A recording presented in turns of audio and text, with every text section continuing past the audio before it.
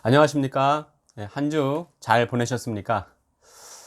주안의 평안 날마다 이루시길 바라겠습니다. 또 기도가 안 되시는 분은 기도의 문이 열려지기를 기원합니다. 오늘 본문은 사사기 4장 8절에서 9절 말씀입니다. 오늘 말씀을 보면서 여러 묵상들을 해보실 수가 있을 거예요. 오늘 말씀에는 놀랄 만한 것들이 참 많이 있는데 묵상하시면서 내게 주시는 하나님의 마음을 마음껏 누리시기를 바라겠습니다. 4장 8절입니다. 바락이 그에게 이르되 만일 당신이 나와 함께 가면 내가 가려니와 만일 당신이 나와 함께 가지 아니하면 나도 가지 아니하겠노라 하니 이르되 내가 반드시 너와 함께 가리라. 그러나 내가 이번에 가는 길에서는 영광을 얻지 못하리니 이는 여호와께서 시스라를 여인의 손에 파실 것임이니라 하고 드보라가 일어나 바락과 함께 게데스로 가니라. 아멘. 우리는 참 생각을 많이 하고 살지요. 우리가 더 넓은 생각을 하기에 방해하는 것들은 뭐가 있을까요? 여러 가지가 있겠지만 선입견과 편견이 있을 것입니다. 혹시 여러분들은 선입견이 없으신가요? 그렇다면 제가 질문을 한번 해볼게요. 예수님이 십자가를 지실 때에 오른쪽 강도, 왼쪽 강도가 있었습니다. 누가 구원받았을까요? 오른쪽이요? 정답은 모릅니다. 성경에는 어느 쪽 강도라고 써 있지 않습니다. 그런데 우리는 이미 오른쪽 강도라고 이미 머리에 선입견으로 각인되어 있습니다. 자, 그러면 아기 예수님을 경배하러 온 동방박사는 모두 몇 명일까요? 3명이요? 모릅니다. 우리는 동방박사들이 예수님께 드린 예물이 3가지이기 때문에 막연히 3명이다. 이렇게 생각하는 것이지 몇 명이 왔는지는 몰라요. 오히려 동방박사들이 왔는데 헤롯 왕과 온 이스라엘이 소동할 정도였으니 꽤 많은 수의 동방박사들이 오지 않았을까 여겨집니다. 이 외에도 우리의 선입견 속에서 얼마나 많은 것들이 왜곡되는지 모릅니다. 자, 다 같이 한번 8절 다시 한번 보실까요? 바락이 그에게 이르되 만일 당신이 나와 함께 가면 내가 가려니와 만일 당신이 나와 함께 가지 아니하면 나도 가지 아니하겠노라 하니 8절만 보면 바락이 상대방을 높이고 자신은 낮추는 참 겸손한 사람으로 보여집니다. 나는 연약하니 강한 당신과 함께 가리다. 가면 내가 가고 아니 가면 나도 아니 가리다. 그런데 9절을 보면 우리의 이런 환상이 깨집니다. 그래, 내가 함께 가겠소. 그런데 당신이 간다고 하면, 당신이 한다고 하면 당신에게 줄 영광이 있었는데 그것을 다른 여인에게 주실 것입니다. 축복이 아니라 오히려 축복을 거두는 말씀을 하십니다. 이게 9절입니다. 그리고 그 전에 6절, 7절을 보면 바락이 한 말이 겸손이 아니라는 것이 더욱 명확해집니다. 뭐라고 나와 있습니까? 드보라가 바락에게 사람을 보내어 하나님이 말씀하셨다. 다볼 산으로 10,000명을 데리고 가라. 내가 시스라와 그의 무리를 내게 넘겨주리니 승리를 취하라. 이렇게 말을 합니다. 어떻습니까? 한 절만 보면 해석이 분분할 수 있지만 전체를 보니 어떠한 상황인지 명확해집니다. 성경은 통으로 봐야 됩니다. 우리는 말씀을 하나만 딱 떼어놓고 이게 전부야 이렇게 말을 할 수 없습니다. 그렇게 되면 아주 잘못된 방향으로 흐르기 쉽습니다. 우리가 흔히 그렇게 생각하는 말씀 중에 하나가 욥기서 8장 7절에 있는 내 시작은 미약하였으나 내 나중은 심히 창대하리라 이 말씀이에요. 이전에 식당에 가면은 곳곳에 이런 액자들이 참 많이 걸려 있었습니다. 하지만 이것은 축복하신다는 하나님의 선포가 아니고 욥과 논쟁하는 수아 사람 빌닷 자신의 신조였습니다. 이 한 말씀만 보면, 한 구절만 보면 충분히 오해할 수가 있습니다. 자, 오해할 만한 그리스도인의 잘못된 열정도 있습니다. 성경으로 점을 치는 사람들이 있습니다. 지나온 과거를 돌아보면 정말 주님이 인도하셨구나 느껴지지만 그리스도인이라 할지라도 때론 여전히 미래는 불안합니다. 내일 일은 난 몰라요. 이것이 우리의 고백이 아니겠습니까? 하나님께서 자기의 삶을 구체적으로 인도해 주시기를 소원하는 마음으로 성경을 딱 펼친답니다. 그리고 맨 처음 보이는 말씀을 내게 주신 말씀으로 알고 순종하겠다 다짐합니다. 어때요? 마음이 기특해 보이십니까? 자, 어떤 분이 그날도 하나님의 말씀대로 살려고 성경책을 딱 펼쳤답니다. 마태복음 27장 5절의 말씀에 보이더래요. 유다가 스스로 목을 매니라.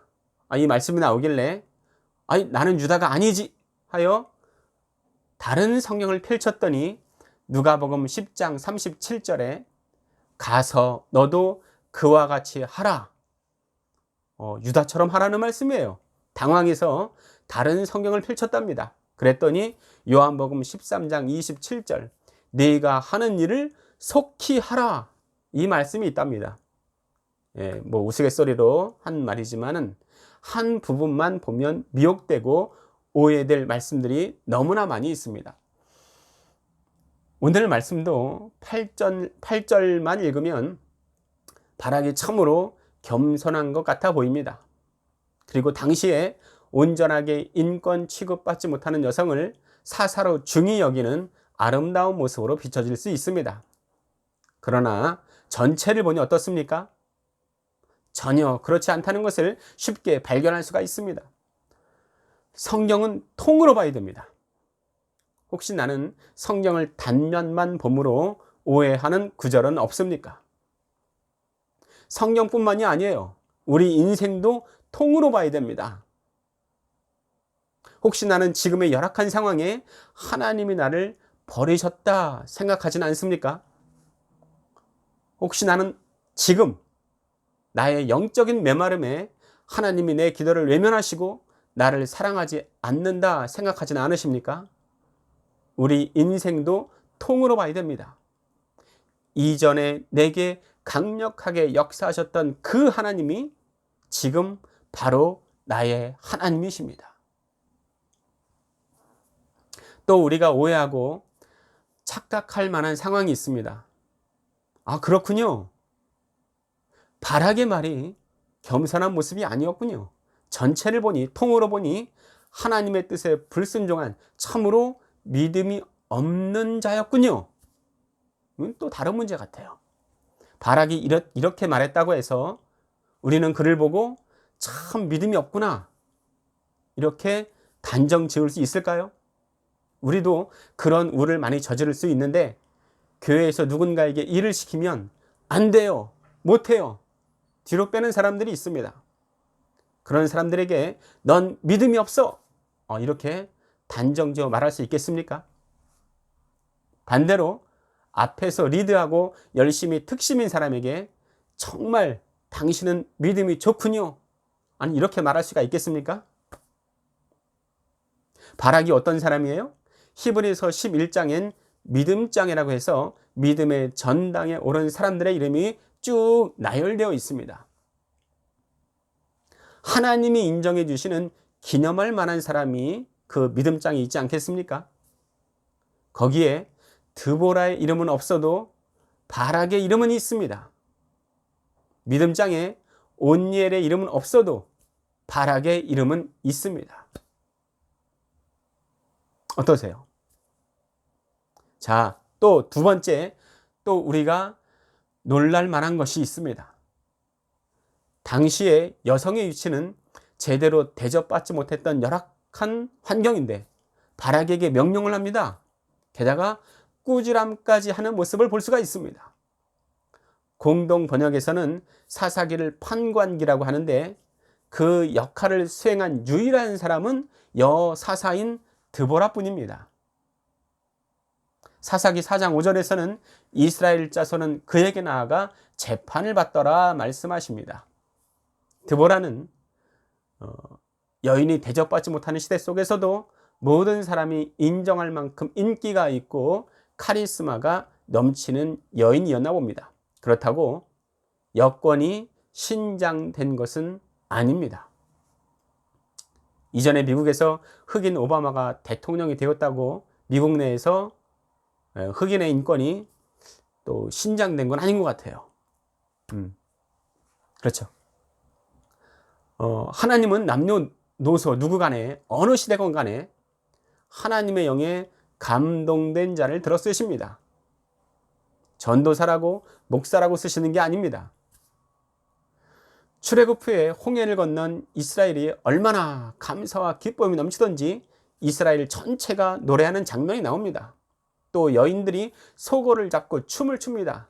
그 선두에 선 사람이 미리암인데 얼마나 기름 부으심이 넘치는지 인도하는 미리암을 어떻게 부르고 있습니까? 선지자 미리암, 선지자라고 부르고 있습니다. 기름 부으심이 넘치니 남녀노소 따로 없습니다.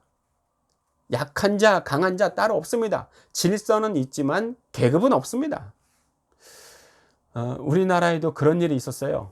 우리 이전에 조선시대 양반들 얼마나 콧대가 높았습니까? 당시 백정 천민들을 쟁이라고 불렀어요. 상놈 중에서도 가장 아랫사람, 아랫것이 바로 백정이었습니다.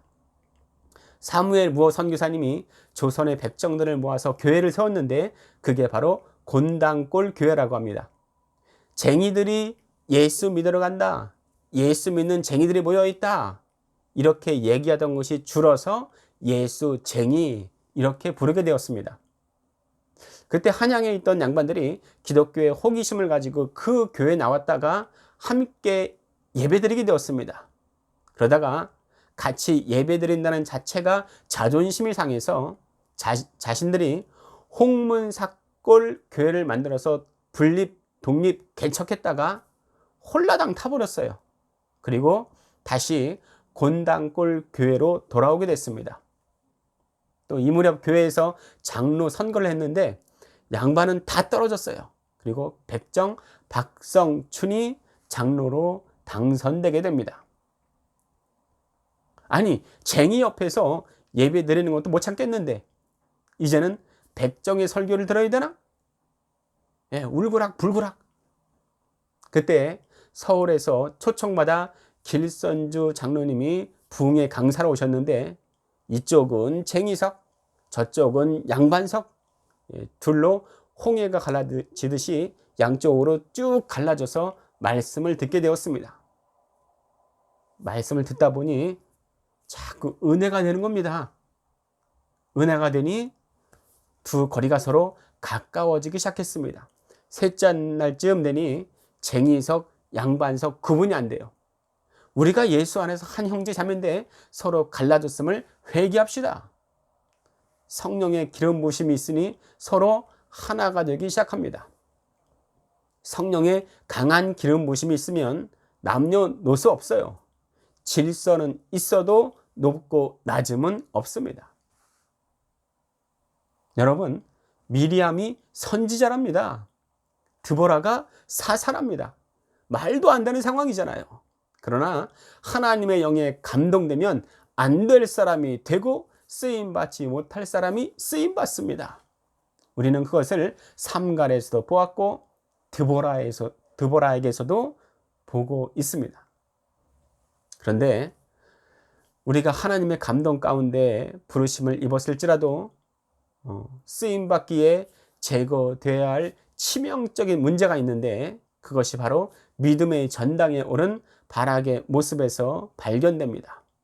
그게 뭡니까? 두려움입니다. 두려움. 하나님께서는 그의 일을 맡겨놓고 떠는 자에게 항상 하신 말씀이 두려워하지 말라 하였습니다. 왜냐하면 두려워하기 때문입니다. 이스라엘에서 애굽에서 떠날 때에 뭐가 뭔지도 모르는 어수룩한 이스라엘 사람들을 하나님은 여호와의 군대라 말씀하십니다. 하나님은 강한 자, 능한 자를 사용하지 않으십니다. 하나님이 나를 부르셨습니까? 내가 하나님의 일을 하기에 나를 가로막고 있는 두려움은 무엇입니까? 나 스스로 선입견과 편견에 빠져서 나 자신을 두려움에 내주고 있지는 않습니까? 나에게 말씀하셨던 과거의 그 하나님이 지금 바로 나의 하나님 되십니다. 오늘 두 구절의 말씀을 읽고 또 같이 찬양하고 함께 기도하도록 하겠습니다. 히브리서 10장 39절입니다. 이거는 개역 한글이 더 와닿는 것 같아서 개역 한글로 읽어드리겠습니다. 우리는 뒤로 물러가 침륜에 빠질 자가 아니요 오직 영혼을 구원함에 이르는 믿음을 가진 자니라. 히브리서 10장 35절 말씀입니다. 그러므로 너희 담대함을 버리지 말라. 이것이 큰 상을 얻게 하느니라. 오늘 이 말씀을 기억하시면서 담대하라. 이것을 너희에게 이름은 함께 찬양하고 기도하도록 하겠습니다.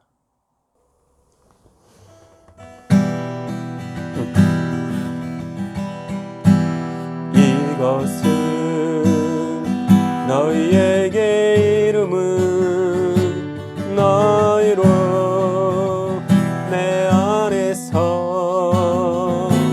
평안을 영원토록 누리게 하려 함이라.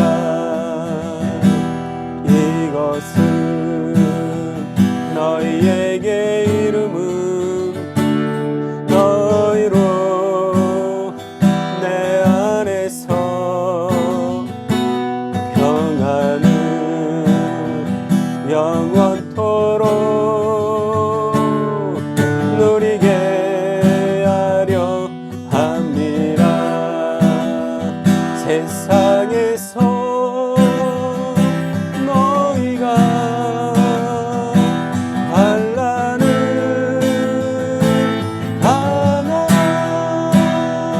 담대하라. 세상을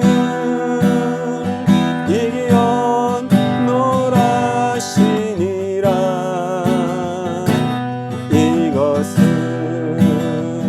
너희에게 이름은 너희로 내 안에서 축복을 영원토록 누리게 하려 함이라. 세상에서 너희가 반란을 당하나 담대하라. 세상을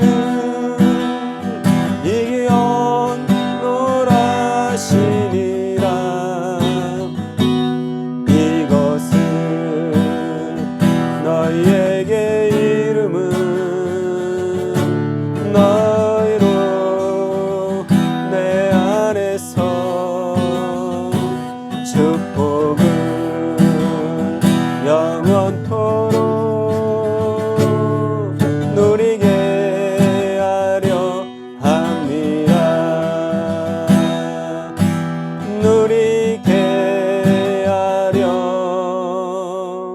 함이라.